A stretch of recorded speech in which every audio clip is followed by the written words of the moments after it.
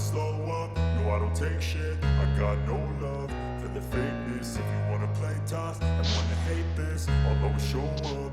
მოგესალმებით ჩემო ძვირფასო მაყურებელო და მსმენელო, ისევ ვაგრძელებთ თბილისში მოგზაურობას, ძველ თბილისში და დღეს საუბარი გვექნება თბილისურ თეატრებზე. საუბარს დავიწყებთ ნალღით და გავაგრძელებთ ყარაგიოზით.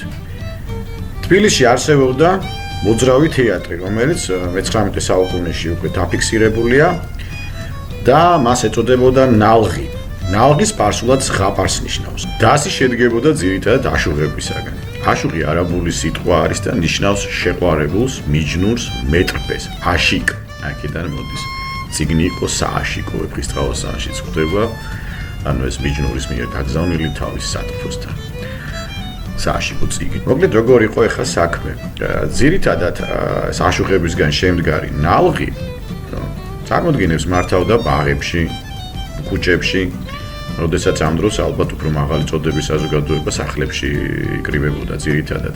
ეს იყო ძალიან პოპულარული და სახალხო და ძალიან ბევრი არისტოკრატიც ესწრებოდა როგორც ირკვევა ამ სანახაობებს. თემები ჰქონდათ საინტერესო სხვათა შორის, უფრო პაექრობის იმით მიდიოდა, იყო გამოცანებითი, ანუ მაყურებელთანაც კონტაქტში შემოდიოდნენ, როგორც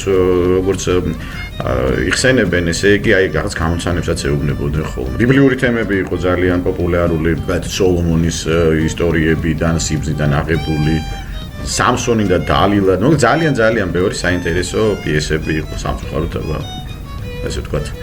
ნარჩენები რა ვიცით დაახლოებით თუ როგორ ხდებოდა ეს ყველაფერი.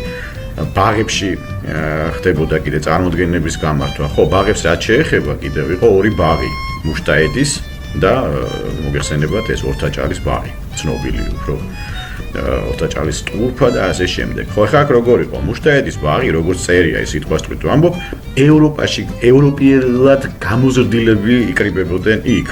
ხოლო მდაბიოთა ყოფილა ორთაჭალის ბაღი. დავუბრუნდით ისო ჩვენს თეატრებს ესე იგი. და კიდე იყო ძალიან საინტერესო მოვლენა, ეს არის ყარაგიოზი. ესე იგი, თუ ესე იგი ზაფხულობით მართავდა ნალღი, ესე იგი წარმოდგენებს ზამთარში უკვე ნუ სიცივე მოგეხსენებათ უკვე აღარ იძლეოდა ამის საშუალებას. მაშინ უკვე ყავახანებში გადადიოდა უკვე ეს წარმოდგენები და აი ყავახანებში თუ ქვევით პირველ სართულზე კიდე ეს აშუღი იჯდა და რაღაცა ღეროდან გოსნობდა ესე რომ ვთქვათ ზედა სართულებზე, აი წარმოვიდგინეთ თქვენ ეს ყავახანა ერთ სართულიანი კი რამოდენიმე სართულიც კი ყოფილა, ხო? იქ უკვე იმართებოდა ყარაგიოზი. ყარაგიოზი ძალიან საინტერესო ისტორია აქვს. ესე იგი, რომელიღაცა სულთანი აშენებდა სპარსეთში უზარმაზარი მეჩეთის შენებლობა გადაწყვიტა და ნუ არ დაადგა ამ მეჩეთის აშენებას საშველი მოკლედ და გაირკვა რომ ეს ესე თქვათ სიტყვა მოსწრებული და დიდი იუმორით სავსე არტისტული ნიჭით რომ ამ ხელოსნებს, კალატოზებს მოკლედ ართობდა მთელი დღე როგორც ჩანს და ყველაზე ავიწყდებოდა მეჩეთი იყო დასასრულებელი. აქედან გამომდინარე ისეთი გაცოფებულა რომ გაუგია სულთანს რომ ესე იგი ეს კაცი ყოფილა მთავარი და თავი ენა მიუტანეს ალბათ რომ პირდაპირ ბრძანა მეგობარი წყოლია კიდე მეორე რომელიც ეხმარებოდა ალბათ. ნუ სპექტაკლებს გავდნენ ფაქტიურად რა. დუეტი ჰქონდათ. და ესე იგი უბრძანებელ თავები უნდა მოეკვეთათ და აღასრულეს კიდევაც. აი ესეთი სამწუხარო ისტორია. ეხლა რა მოხდა შემდეგ? ამ სულთანს მოკლედ დაეწყო მოჩვენებები, აჩრდილები, აკითხავდა საწოდავების მოკლედ, არ ვიცი, ელანდებოდა, ნუ უგუნებოდ იყო სულ, ვერ იძინებდა, ვერ ჭამდა, ვერ სვავდა, აღარც კეიფობდა და რომელიღაცა შეიხისთვის უთხოვია, რომ რაღაცა შემილოცეთ მაინცო, იმიტომ რომ ეს კაცი აჩრდილებს ხედავო. აი ესე მაწუხებსო იქით-აქეთო და ამ შეიხს ჭკუა უხმარია და რა გაუკეთებია. გადაწყვიტა, რომ გაეცოცხლებინა ყარაგიოზი. გამოუჭრია ესე იგი ტყავისგან რაღაც ესეთი სილუეტი რომ გამოჩენილიყო და მოკლედ ესე იგი რო ვთქვათ პირველი ჩრდილების თეატრი. ანუ უკან განათება იყო, ესე იგი ირეკლავდა ამ ჩრდილსა და დაეცემოდა ფარდაზე და აი ეს ჩრდილების თეატრი იყო ძალიან პოპულარული. ეს ყარაგიოზის სანახავად დადიოდა უამრავი ხალხი.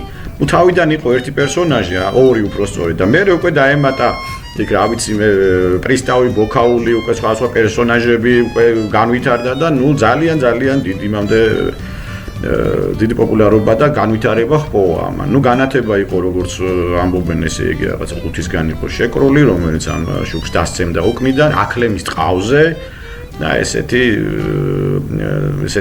დეკორაციები იყო. მოკლედ ეგეთ საინტერესო ცხოვრებით ცხოვრობდა თბილისი, ჩემო ძვირფასებო. იმედია, როდესღაც მაინც აი ეს თამაშები, ვითომ თამაშები წყალებში ვამბობ, ის აღდგეს წესით რა, იქნება მოვიდეს ამის დრო როდესღაც. დიდი მადლობა ყურადღებისთვის. თქოთ გამოიწეროთ არხი და დამილაიქოთ, იმიტომ რომ ამას ძალიან დიდი მნიშვნელობა აქვს. მე მაინც მინდა რომ ცოტა ჩემს ბიზნესზეც გეტყვით რომ გავაკეთო უკვე სრულმასშტაბიანი პოდკასტი სტუმრებით, სტუდიებში უკვე ჩაწერით და მინდა რომ ისევ დაუბრუნდე დოკუმენტური ფილმების გადაღებას. ეს ყველაფერი თქვენ ხელშია, იმიტომ რომ რაც მეტი გამომწერი მეყოლება, მით უფრო მეტი საშუალება მომეცემა, რომ უფრო და უფრო განვავითარო დამოუკიდებლად, თავარი ჩემი, ასე ვთქვათ, ჭყალებში პოლიტიკა, რომ დამოუკიდებელი არხი იყოს, რომელიც იქნება საზოგადოებისათვის სასარგებლო. აბა დიდი მადლობა დროებით.